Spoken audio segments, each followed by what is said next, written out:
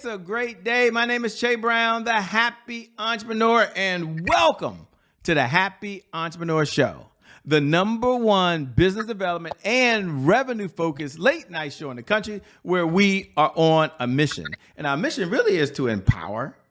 Our mission is to inspire, and our mission is to provide you, that's right, you, the hard-working entrepreneur, with all of the resources that are necessary to execute that big vision you have for the people you were called to serve. And on this episode, we have the one and only Sarah Morgan. She's in the building, and she'll be talking about HR for small business success. This should be interesting. What's going on, Sarah? How are you? I am great. I am happy to be here. Thank you so much for the invite. Well, thanks for being here, by the way. And thank you to viewers. Thank you for tuning in, by the way, because without you, we don't have a show. So thanks for allowing us to stream into your home or on your mobile device or wherever you're listening right now. Thank you so much. Before we get started, Sarah, I'm just curious. I know we're talking about HR for small business success, which is human resources. This might be an overly simplified question, but why are small business owners struggling when it comes to human resources? Sounds pretty easy to me. You make some money, you go hire people, and you make more money. So what's holding people back from being successful in HR these days? No, that's a great question. And it's a question I get asked all the time because as small business owners, we're starting businesses because we're excelling in something. We have a niche for something, but when we start growing and trying to hire people, it takes it to another level. And I always tell my people, my job in HR is to mitigate risk to the organization. So, and that's, helping people with job descriptions, helping you find the right person. Sometimes people may not be a good fit, so we might have to exit people out of the organization, performance reviews. It's a whole slew of it, but it's so important to have all these things so that you're protecting yourself, as well as, just like you would involve legal on your team, you need to involve HR as well on your team, so that way you're not paying too much for legal as well. What do you say to the person that's listening right now? They're like, okay, Shay, I got it. I'm curious about the market these days, because some people say this is a time that folks are looking for jobs, and other people say, no, this is a company market, or no, this is an employee market, or no, this is an employer market. It's not fair to ask your perspective on the world, but in the space that we're in right now as a small business owner, is this a good time for entrepreneurs to be looking for talent, or is talent kind of scarce out there? What's your view of the world? No, for sure. And I can tell you one thing, I'm not a politics driven person by no means. So, please don't take any offense to anybody that's watching or listening to anything that I say. It's just my perspective. But it definitely is a lot of talent out there. It's just a matter of how we want to cast that net to grab the talent. And a lot of people think that we're casting the net based on salaries. But there's so many other things to consider. And I always tell people, look at the total rewards package. And right now, with everything that we have going on, it's a lot of people, unfortunately, being separated from their jobs, unbeknownst to them. And they are looking for opportunities. And I think a lot of people are also using this time to switch into different industries, switch their dynamics. So it's a good time to capitalize on that, in my opinion. And ladies and gentlemen, don't worry. This is great. I'm going to ask in a few minutes about hiring people, like what you can look for. Again, it's an unfair answer. And we'll get into her backstory. I know some of you have already read her bio. I get it. Some of you have already Googled her and you're doing all the research. I get that as well. But before we get into your backstory, if you can, take a moment to talk about how HR is different for a small business owner versus someone in corporate. Because I think later today, maybe you'll share, I'm going to ask her, ladies and gentlemen, 2 or 3 tips that someone who is in corporate could use as well. No, for sure. Far as the difference with small businesses to large corporations, obviously you have more momentum, more people on your back to support you. You have a whole team, as opposed to being a small business owner. You're doing everything on your own. So you really have to heavily rely on the people that are working with you, as well as their talents. There's a lot of trust involved. And as opposed to a corporation, a large entity, if someone makes a mistake, we can fix it. We can work together, and you have more clout behind you when it does come to risk or anything from a legal perspective. I promise I'm going to get to her backstory, ladies and gentlemen. This is just a shade question. I'm probably the only one that's wondering this right now. But okay, small business owner, getting started, revenue is just coming in, and I was told that one of the first things I should do is make sure my processes and procedures are in place. I didn't Yes. listen, got into a lot of trouble. The difference between a 1099 W-2, ladies and gentlemen, that's a topic for another time. Yes. But talk about the importance of getting the infrastructure set early and together so that as you grow and expand, you're able to bring folks in versus waiting until you get that big contract or waiting until the money's coming in like manna. So the question particularly is for small business owners that are getting started or been in business less than 5 years and really haven't seen the money yet, what's one of the reasons why they should look at setting up the procedures for the HR department? No, for sure. And you hit the nail on the head with your explanation as well. But it's very good to have that infrastructure because that way you're not wavering. I always tell my clients consistency is key because what I know that is even working in corporations, a lot of times we bend the rules and that comes back to bite us because we're not being consistent in the application of our policies and procedures. And with that, if you have the infrastructure as you're building your business plan, it'll make things run more seamlessly as you are growing because those growing pains, I'd rather people focus on the operations and let me focus on the HR part of it as we go on. Makes sense to me, by the way. So, ladies and gentlemen, the question you've been asking about, like, who is Sierra? And more importantly, what's the backstory that led you to doing what you're doing now? No, for sure. I have been in HR for 17 years. My first love when it comes to HR is recruiting. It's what I excel the most in, of course.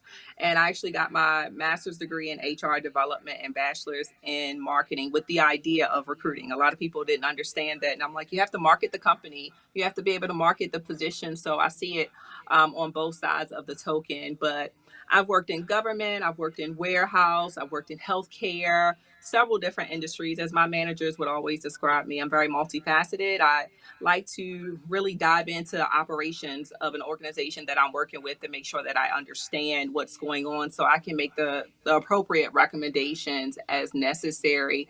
But then also in my spare time, I have a podcast called The Bottom Line Is, to where I am also working with women, talking to women about their stories, empowering people, having relatable conversations. And then, in addition to doing that and my business, I've recently been crowned as Miss Corporate America representing the Maryland area and looking forward to nationals coming up in a couple of months. So it's an exciting time right now. And I'm just ready to, keep doing what I do and helping people and mentoring people with their organizations or mentoring people that I have worked with to take on those HR executive roles. And you seem to really enjoy what you're doing right now. What do you enjoy most about it? Because thanks for sharing that backstory, by the way. No worries. What I enjoy most about HR. Yes. Okay, yeah, definitely enjoy the recruiting. I love my favorite part about recruiting specifically is being able to make a job offer because then that tells me that I'm making a difference in someone's lives as they're trying to grow their family or whatever the case is, or maybe their first job out of college. The joy that they get over the phone when they're accepting the offer. And then I also like to train and mentor as a part of HR. So I've trained on different federal laws, state required laws, safety. It's the whole gamut. People don't realize too that safety also falls under HR. Most people just think of HR as hiring and firing, but no, we do a little bit more when it comes to setting the stage and getting things going. This is great, by the way, and we're gonna get a little more about this Miss Corporate America because I'm curious why you decided to do that, and what was one of the reasons you went down that path. But before we do that, let's answer the question I know it's got to be on everybody's mind. Um, Yes. and there are different places, and that question obviously is, what's two or three things that an entrepreneur should look for when they're hiring someone? Now, this is a loaded question, ladies and gentlemen, okay? Because you hire Yeah. different people at different places and different spaces, okay? But just going through the interview process, are there one, two, or three best practices that an entrepreneur could use to try to identify a good fit for their company? Again, a very loaded question, okay? So, but can you do your best and kind of share some ideas, or at least share your perspective? No, for sure. I actually was just having this conversation today with a VP. It's very important when you're doing interviewing. So let's say I'm interviewing for one specific position, that the interview questions are very important, because some people will just go on a tangent and just ask random questions. And sometimes those questions can actually come off as discriminatory. And most people are like, well, it's just an innocent question, such as, what do you do in your spare time? That can come off as a as a discriminatory question, excuse me. And most people are like, how, why? I'm just, doing an icebreaker. But the reason is, people could mention that in their free time they practice a certain religion, or do, whatever activity that they do, that they could potentially be judged when it comes to comparing them to other candidates. So I try, it's a way to reword the question. But my first tip essentially would be to make sure that you're having appropriate and safe questions to ask during an interview, and make sure that you're asking those same questions to every person that you're interviewing. That is first, because if you pick somebody else and they find out, it can make things go awry, and we again don't need that. Again, remember, mitigating risk. Also, another tip would be, far as interviewing is concerned, make sure that you're pre-screening and asking, hey, these are the guidelines. This is non-negotiable. Because sometimes we have salaries that are non-negotiable, especially in a small business. We're limited because we're just getting started. We're just starting to make money. But even though you can only offer, let's say, a lesser salary, talk to that person about what the perks are. Well, hey, even though I can't get you this, even though you asked for this, I can do X, Y, and Z for you. This is where we're going for the future. Make that investment, market and sell the company, so you can find the right person, the right fit, because you don't want somebody to. You don't want to sell them on a dream, because a lot of times we hire people and then they only stay for a short amount of time because of the woulda, coulda, shouldas during the interview process that was promised and never given. Unfortunately, I see that all the time. And then third, I would say, when it comes to interviewing, don't be biased. Always remain objective. You can have your own personal feelings about a person or a situation, but keep religion and politics and things of that nature, very controversial topics, out of the interview room when you're talking to someone. And don't always judge a book by its cover. So many times people will read resumes and will just, discontinue a person just because they don't have a degree. I actually worked for someone, and they were of a different generation, and they believed that anybody that worked with them had to have a degree. Well, sometimes people have more experience these days than degrees. So never judge a book by its cover. Really take a look at the full resume and be objective to what the person has to offer, because you may be passing, excuse me, on a gem, a great person. And as you were speaking right there, you talk about pass on a good person. I like that. The question that Hmm. kind of popped in, at least into my mind, is how do you have the conversation on the other side when the person isn't performing? Hmm. And there might be no right or wrong answer. But I know I've hired folks. Again, it's just Shay Brown. We're not having a Yeah. counseling section here, ladies and gentlemen, but I'm curious. And I really believed in them. And I believe that I could help get them to where they want to get to. So the price was right for us. That was number one. I liked the person. That was number two. Number three, I believe that I could train and get them there, but train and get them there wasn't working. And so I struggled with that conversation that this isn't working. They need to get better. And then at some point, I really had a hard time saying, we got to let you go. Any suggestions around, I don't know if you call it coaching or performance enhancement, I don't know what y'all call it these days, that we could do as entrepreneurs when we really Yeah, believe in no, for someone, sure. but it's just not working? Yeah, no, for sure. And I would say, just based on what you said too, again, taking the emotion out of it, because we become too attached with our employees. So then when it is time to have those hard conversations, it makes it very, very uncomfortable. And documentation is key. No matter how great of a personality someone has, sometimes they're just not a great fit for the organization. And that can be the reality of the situation. And although we want to give people a gazillion chances, if they really don't want to change, there's only so much that we can really do. And I always advise for people to have that verbal conversation with a person and say, hey, I'm noticing X, Y, and Z. Maybe something is going on at home, especially if they're a good performer and all of a sudden their performance is dropping. So having that, open dialogue with them, creating that trust, that they can come to you if something is actually going on from a personal perspective. Now, if none of that is going on, then I would definitely suggest, as far as coaching is concerned, documentation is key. Document every time that you talk to a person, and the results as it relates to how they have progressed or degressed. Having those weekly conversations or bi-weekly conversations, giving people achievable quotas that they need to meet, depending on your industry, of course. And then if that doesn't work, then we move to a PIP, which is a performance improvement plan. And with that, they can be in forms of a 30-day, a 60-day, or a 90-day.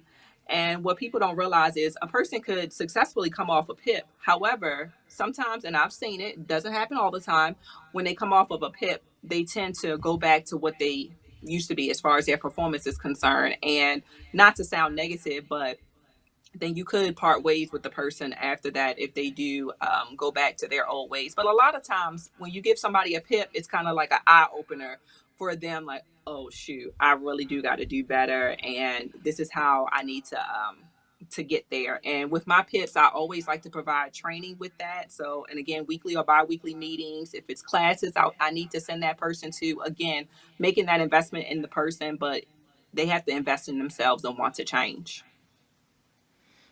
Want to make the change. I like that, by the way. Got to make the change or it's time to go. You know, this is a perfect segue because people might think your life has been perfect, by the way. She's an HR shade. No. She makes no mistakes. She's someone that's able to check the boxes, make sure it's right, and just have the difficult conversation. Her life is just perfect. We'll find out in a minute, ladies and gentlemen. We have a segment here, by the way, called Today is My January 1st. Now, for all those folks who are watching, I know you wait for this moment. You can't wait to say those magic words. You can go and say those magical words now. Today is my January 1st. Happy New Year to you, by the way. And for all the new folks who are tuning in for the very first time, want to know what in the LL Cool J is Shay talking about over there, by the way. Today is my January 1st is our personal mantra. It represents a fresh start. It represents a do-over. It means our past, no matter how dark and gloomy that past is, or how bright and sunny that past is, the past no longer equals the future. So my question for Sierra on the other side is really twofold. Number one, when you hear those words, today is my January 1st, what do you hear? And number two, was there ever a time in your life where there was a setback, there was a challenge, and how were you able to bounce back from it? No, for sure. So today is my January 1st, meaning what would I change, or how would I move forward? What was a setback you had in your life, and how did you bounce back from it? Okay, no, for sure. So I would say a setback in regards to, from a professional standpoint, that I have. I mean, as a woman, I've always, for the last 10 years, I've been a part of the executive teams at the organizations that I've served. And it is hard sometimes having a voice at the table. I can be very black and white sometimes. And I feel like being black and white sometimes is what keeps you out of trouble. I've worked with enough lawyers at different organizations to understand that. But trying to have that voice and being hired for the skills that I have and making sure that I am respected in these organizations sometimes can be a setback. And you really have to show the people what you know and talk that talk, because sometimes you don't get always that respect at the table. So again, and it can come off anytime I'm trying to give advice as abrasive and all these other different things. But at the end of the day, my job is to help your organization thrive, and I'm going to do whatever I can to do so. And I am on your team. So I would say that's a setback, and that's something that was a personal struggle for me when I first got into leadership, and just trying to understand and navigate the different personalities that I was dealing with on the executive team or dealing with the C-suites, etc. Yeah, and we need you on the executive team. We need you helping us as leaders. But there was a story. I had a chance to meet you when you was in the Miss Corporate America Maryland pageant. Congratulations, Miss Corporate America Maryland. She is the person sitting in that chair right now. And you shared a story about you being a caregiver. I don't know if this is the right time. I hope it is. Hope you don't mind being vulnerable here in this conversation we're having. But can you take a moment and talk about what happened and what you did going through that process as a caregiver? No, for sure. No, for sure. I've always been blessed to this day to have understanding bosses with the situation. And that's something too through my company, Rose HR, that I want to work with organizations to understand flexible arrangements. And when I started out as a caregiver, I had just started my master's degree program, literally maybe only 2 weeks in. And I had become a caregiver and had never knew any other caregivers around me in my friend circle, at work, anybody. And I really had to learn how to now just shift where all I had to worry about was me to now having to shift to also think about another person and their care, medicines from a financial standpoint. It was a whole emotional roller coaster. And again, like I said, I was blessed that my managers definitely did always understand and had empathy for me as I went through the situations, and was able to work from hospitals if I need to, or work from home if I needed to. I had a situation, and I've been a caregiver for 15 years and an HR professional for 17 years, so it's literally a second career for me. And it's something that I never thought that I would be doing. I've always had love for people and helping people, which is one of the reasons why I chose HR. Because again, I love to help people. I love to help people flourish and see the best in themselves. And as a caregiver, it gives me the opportunity to do that every day. And that's one of the reasons why too I'm expanding my business to include caregiving coaching, so I can help other people that wake up tomorrow and realize, oh my gosh, now I'm a caregiver. And I've been doing it on such a small scale now, just helping people around me. But it's something that people need to start having conversations about it. The baby boomers are going into that generation, and there's so many of us in the world that feel so alone. So really just providing that support to people, and just making sure that business leaders too understand how to navigate for people that are going through those type of situations. Well, ladies and gentlemen, don't worry. I'm not going to let it leave you hanging there. For those caregivers out there, I'm a caregiver. I got both hands up. I know what that's like Yeah. with Mother Dear, who's now 77 Mhm. years old, has Parkinson's, still very alert. But there's some severe challenges that come along with Yeah. this, by the way. Uh, Again, unfair question, but if there was three pieces of advice that you would share to folks who find themselves as caregivers, we'll first talk about Mhm. what are three recommendations or three things you would say to them to help them along this journey. What would you say to all the caregivers that are out there and all the future caregivers? Hopefully, every one of you will have the honor at some point in life of being a caregiver for someone. For someone, it's a big responsibility, but boy, is it super rewarding. It definitely is, and I'm blessed to have those experiences with my grandparents as well. I would say first things first, breathe, breathe. It's take it all in, especially if it happens. Like for me, my grandmother fell, and next thing I know, the people in the hospital are looking at me, asking me questions, and I'm just trying to figure it out. But just breathe. It's You're not going to figure everything out in 24 hours, not even in a week. You're literally going to learn things as you go, because no one situation is the same, unfortunately. And you just have to be the best that you can be, and just know that your loved one, although they might not be able to communicate it, they know that you are doing your best. Because I feel like as caregivers are so hard on ourselves, thinking that we're not doing enough, but we really are, and we have to allow ourselves that grace. I would say too, especially if you're not a caregiver yet, or close to that point, or maybe just dibble and dabble in it, just making sure from a legal perspective that you have everything in play for your loved one or your parents or whatever the case, or even for yourselves. And what I mean by that is advance directives, what you want to happen if you're not able to speak up on your own, wills. Where's your important documents? And these are like, I call them taboo conversations that sometimes people don't want to have, because they feel like they're superstitious and putting things in the atmosphere. But the reality is we all are going to need help, even if it's temporary help. I could be, I've hurt myself and I need somebody to take care of me for 3 weeks or so. Just putting those things into place so people understand, what is needed. And then I would say third, look into support groups. Department of Aging is definitely a good place to start.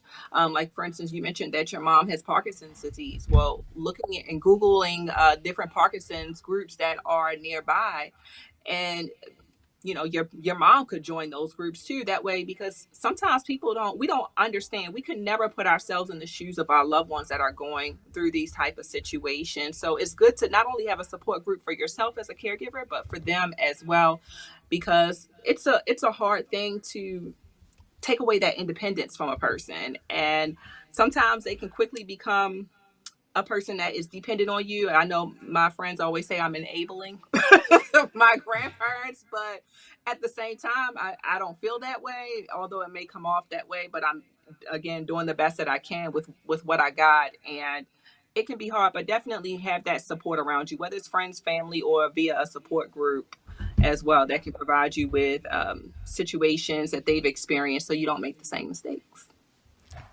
Well said, by the way. One of my favorite questions to ask when we have time, we have a few minutes now, is what's one of the best pieces of advice you've ever been given? Now, I'm going to frame it for the audience. She works in HR. That means she's read more books than she can remember these days. She says she got her master's degree. That means she's watched more videos than she could probably remember. She probably don't even count the hours of videos she watches anymore. At least I don't, by the way. 10,000 hours. What is that? With my thumb, I probably do that in a day these days. I don't know. I'm making that up, being funny. But if you had to step back and say, man, of all the mentors I've had, the books that I read, the training that I had, Shay, here's one of the best pieces of advice I've ever been given that's helped me on this journey of life. What's one piece of advice, and why is it so near and dear to you? That's a good question. And like I said, I'm blessed to have a great circle around me. I would say the best piece of advice that I've gotten was, don't let your situation dictate who you are and what you can become. Just because I'm a caregiver doesn't mean I have to stay at home all day. Just because I'm a caregiver doesn't mean that I can't work. Just because I'm a caregiver doesn't mean I can't have a social life. I can do anything that I want to do and make the necessary plans and arrangements as well. And in turn, that's the same advice that I gave to my great grandmother who couldn't walk and I had to lift her. Just because you can't walk doesn't mean you still can't have the same life socially. You can't let that dictate what you're doing. You're still going to be involved. You're still going to go to church. You're still going to do this and that. So yeah, don't let your situation dictate you, because you can always spin the block and make a change. I like that. Why not you? Make the change. Why not you? As we come down the home stretch, I hope this is an appropriate question. What do you do for fun? I didn't say what you do in your spare time. I said, what do you do for fun when you're not out saving the world, being a caregiver, being Miss Corporate America, going out there being in the HR world, helping small businesses be successful? What do you do for fun these days? No, for sure. And self-care is very important, because we can, as a people in general, we can easily get overwhelmed. So what I like to do for fun is exercise. I love going to my exercise group. To me, it's just a stress reliever. I'm not an early bird, so by no means I exercise in the morning. But then also just spending time with my friends. Like, I just love to either motivate them, support them, and just really be around them, sharing laughs. Laughter is good for the soul. And traveling. I love to travel outside of the country. I've had a lot of different experiences. In fact, I just came back into the country, and people don't realize, they're like, oh, why can't you just travel in the US? No, I want to take this time to see other countries and explore different cultures. So, Now, you can't leave us hanging. I love the answer. It was perfect, but you can't say you just came back from a country. Can you not tell us where you were? I mean, what did you yeah, enjoy no, about no. it? No, for sure. I was just in Aruba, and then Oh, I'll be going beautiful. to Europe in a month.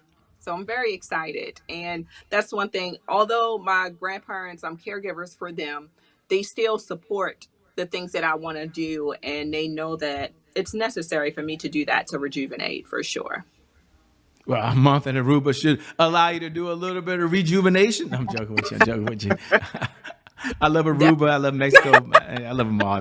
I'm like you. I love to travel. Definitely So with beautiful. that being said, as we come down the home stretch, I wish we had more time, but we only have so much time.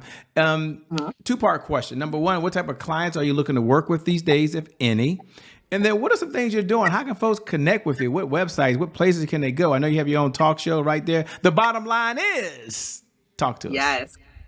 No, for sure. Thank you for that.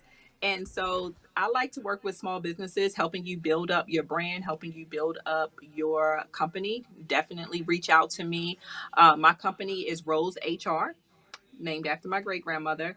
And with that too, I'm also expanding my services to include career coaching as well as caregiving coaching.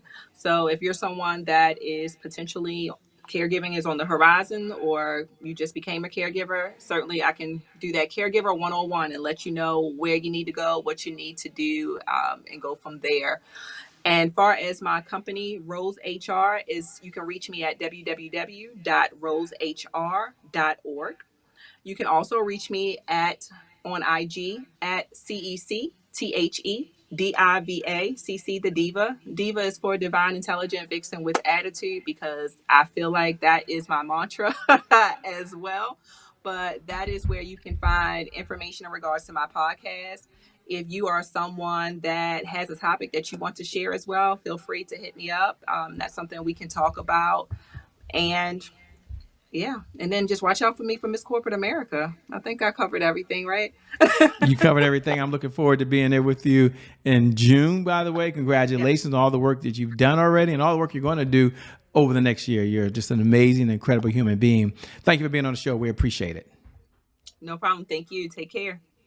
Thank you. And thank you to viewers. Thank you for tuning in, by the way, because without you, well, we don't have a show, by the way. We don't have a show. So I never get tired of reminding you every night at 11 p.m. Eastern Standard Time that you are really amazing, that you are really incredible, that you really are a special human being. And no matter what's going on in your life, whether you're doing really, really well, you're off to another level, or you've been hit with the punch that you never saw coming, the one thing I know for sure is that today is your January 1st. And because of just that one reason alone, I believe your best is yet to come. Your best is yet to come. Your best is still yet to come. With that being said, my name hasn't changed. It's still Che Brown, the happy entrepreneur. Make it a great day, everyone. We make some good things. How we connect again next time. Peace.